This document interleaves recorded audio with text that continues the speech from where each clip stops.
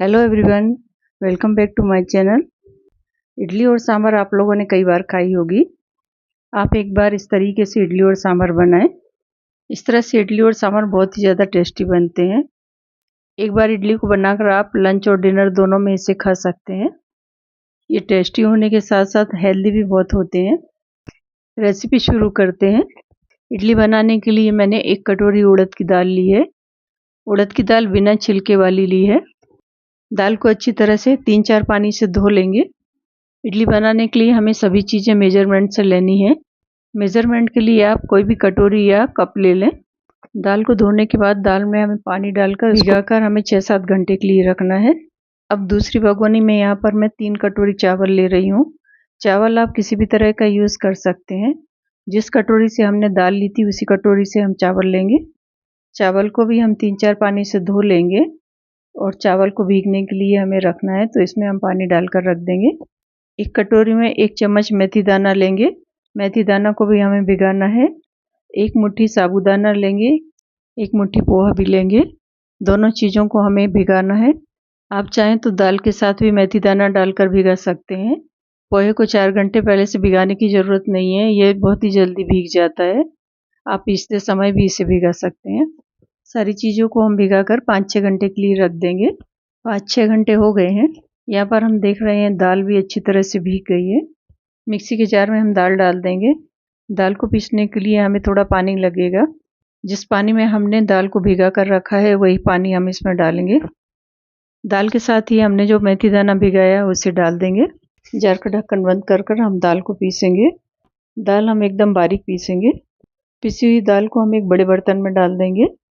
जिस बर्तन में हमें दाल और चावल मिलाकर फर्मेंटेशन के लिए रखना है उसके लिए हम एक बड़ी भगोनी लेंगे। एक बैच की दाल पिस गई है। इसी तरह से अब हम दूसरे बैच की भी दाल पीस लेते हैं। दाल जब पिस जाएगी तब हम भगोनी में ही दाल को डाल देंगे। इसी तरह से अब हम चावल को भी पीसेंगे। चावल को भी हमें एकदम बारीक पीसना है। चावल को पीसते समय हमें ज़्यादा पानी नहीं डालना है।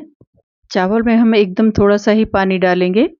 चावल में यदि थोड़ा सा भी पानी ज़्यादा होता है तो चावल का बैटर एकदम पतला हो जाता है। चावल को पीसते वक्त हमें थोड़े से पानी की ज़रूरत होगी। जिस पानी में हमने दाल चावल भिगाए हैं वही पानी हम चावल में डालेंगे। चावल को भी हम एकदम बारीक पीस लेंगे। चावल के बैटर को भी हमें दाल वाले बैटर में ही डालना है।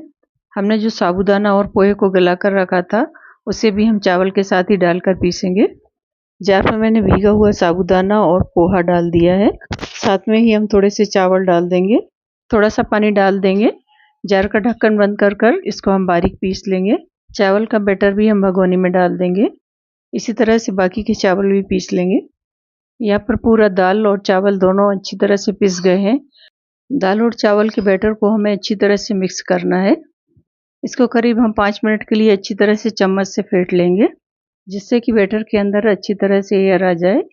बैटर में फर्मेंटेशन भी अच्छी तरह से हो जाए। बैटर वाली भगोनी के ऊपर हम ढक्कन लगा देंगे। इसे किसी गर्म जगह पर रख देंगे। ठंड के दिन में जल्दी से फर्मेंटेशन नहीं होता है तो आप इसे बैटर वाले बर्तन को किसी मोटे कपड़े से ढककर रख सकते हैं। 10 घंटे के बाद हम देख रहे हैं यहाँ पर बैटर में अच्छी तरह से फर्मेंटेशन हो गया है। इसे अभी हम ढककर रखते हैं। सबसे पहले हम बनाएंगे सांभर। सांभर बनाने के लिए यहाँ पर 1 कटोरी दाल को मैंने 2 घंटे के लिए भिगा दिया था।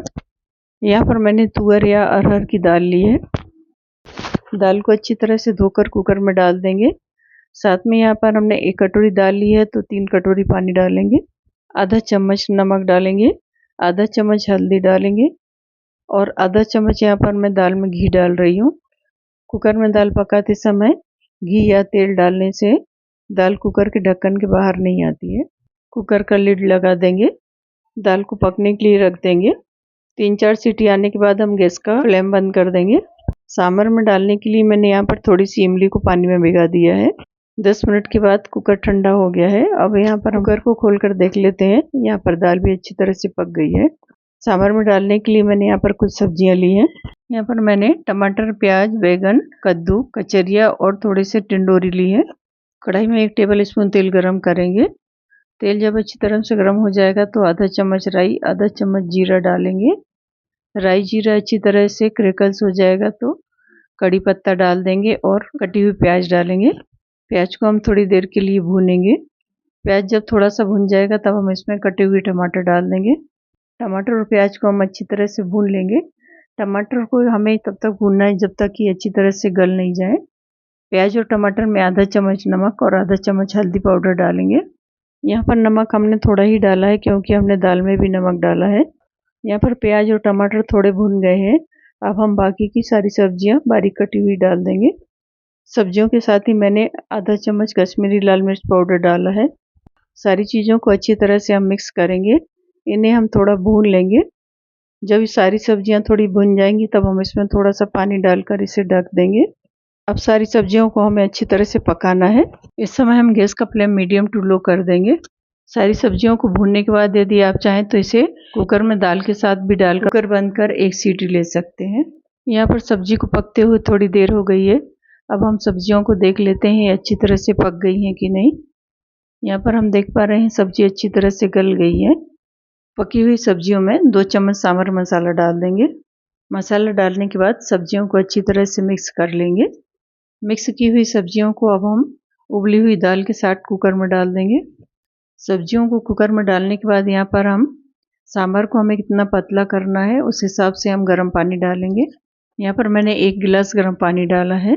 साथ में 1 चम्मच सांभर मसाला भी डाल रही हूँ। यहाँ पर मुझे मसाला थोड़ा कम लग रहा था। हमने जो इमली भिगा कर रखी थी, इमली को मैश कर लेंगे। आधा कटोरी इमली का पानी हम सांभर में डाल देंगे। यहाँ पर मैंने 2 टीस्पून भरकर गुड़ डाला है। गुड़ आप अपने हिसाब से कम ज़्यादा भी डाल सकते हैं। सारी चीज़ें डालने के बाद दाल को हम थोड़ी देर के लिए उबाल लेंगे। यहाँ पर दाल अच्छी तरह से उबल गई है। अब गैस का फ्लेम हम बंद कर देंगे। यहाँ पर हमारा सांभर बनकर तैयार है। यहाँ पर हम इडली बना लेते हैं। इडली बनाने के लिए इडली पाट को ऑयल से ग्रीस कर लेंगे। इडली पाट में 1-1 चम्मच बैटर डाल देंगे। आपके इडली पाट में यदि 1 चम्मच से ज़्यादा बैटर आ रहा है तब आप ज़्यादा भी भर सकते हैं। पूरे इडली पाट में मैंने बैटर डाल दिया है। इसे स्टैंड के ऊपर जमा लेंगे। गैस के ऊपर इडली कुकर रखेंगे। इसमें 1 गिलास पानी गर्म करेंगे। इडली कुकर के अंदर हम भरे हुए सांचे का स्टैंड रख देंगे। ऊपर से कुकर का ढक्कन बंद कर देंगे। कुकर में से जब अच्छी तरह से एयर आने लगेगी तब हम गैस का फ्लेम एकदम लो कर देंगे। मीडियम फ्लेम पर 5 मिनट के लिए पकाएंगे। अब गैस का फ्लेम बंद कर देंगे। कुकर को अपने आप ठंडा होने देंगे। कुकर ठंडा हो जाएगा तब हम इडली वाला स्टैंड निकाल कर बाहर रखेंगे। इडली जब थोड़ी ठंडी हो जाएंगी तब हम इन्हें चम्मच की सहायता से निकालेंगे। चम्मच को एक बार पानी में डुबा लेंगे। उसी चम्मच से हम इडलियाँ निकालेंगे। इस तरीके से इडली आसानी से निकल जाती हैं। इसी तरीके से हम सारी इडलियाँ एक प्लेट में निकाल लेंगे। यहाँ पर आप देख पा रहे हैं कि इडलियाँ एकदम फूली फूली बनी है। यहाँ पर मैं एक इडली तोड़कर दिखा रही हूँ। कितनी बढ़िया फ्लफी इडली बनकर तैयार हुई है। अंदर से एकदम जालीदार इडली बनी है। इडली के साथ खाने के लिए एक चटनी बनाएंगे। मिक्सी के जार में 1 टेबल स्पून मूँगफली के दाने डालेंगे। साथ में 1 टेबल स्पून यहाँ पर नारियल भी डालेंगे। मूँगफली के दाने मैंने भुने हुए लिए हैं। 2 हरी मिर्च, 6 लहसुन की कलियां डालेंगे। 8-10 कड़ी पत्ता लिए हैं। थोड़ा सा हरा धनिया डालेंगे। आधा चम्मच नमक, 1/4 चम्मच जीरा डाल देंगे। 1 टेबल स्पून पानी डालेंगे। जार का ढक्कन बंद कर हम इसकी बारीक चटनी पीस लेंगे। यहाँ पर चटनी भी तैयार हो गई है। यहाँ पर चटनी और सांभर तैयार है। अब हम इडली को सर्व कर लेते हैं। इडली को सर्व करने के लिए मैंने एक बाउल में इडली ली है। साथ ही इसमें गर्मा गर्म सांभर डालेंगे। ऊपर से चटनी डाल देंगे। यहाँ पर आप देख पा रहे हैं कितनी सॉफ्ट इडली बनी है। एकदम नर्म मुलायम, मुंह में घुलने वाली।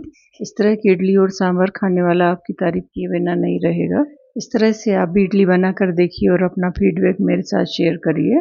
रेसिपी अच्छी लगे तो लाइक और शेयर करें। चैनल पर नए हैं तो सब्सक्राइब करें। फिर मिलेंगे एक नए वीडियो के साथ। Bye bye.